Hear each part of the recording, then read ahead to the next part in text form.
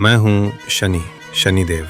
मैं वो नहीं जिससे डरना चाहिए। मैं वो हूँ जो तुम्हें तुम्हारे कर्मों का दर्पण दिखाता हूँ। मैं न्याय का देवता हूँ, काल का नियंता हूँ और संपूर्ण ब्रह्मांड में ऐसा कोई नहीं जो मेरे न्याय से बच सके। मैं न पक्षपात करता हूँ, न किसी से द्वेष रखता हूँ। मैं वही देता हूँ जो तुमने किया है। मैं हूँ काल का वो चेहरा, हर आत्मा को उसका सत्य दिखाता है।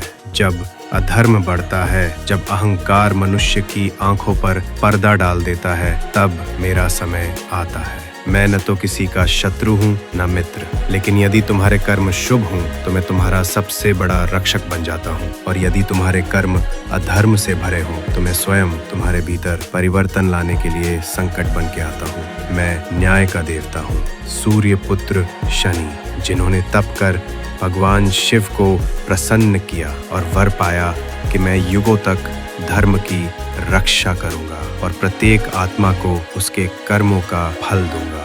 मुझे ग्रह कहो, देव कहो या काल कहो, पर जान लो मैं अनंत हूँ, अदृश्य हूँ और अचूक हूँ। लोग मुझसे डरते हैं, पर डरना नहीं, समझना सीखो।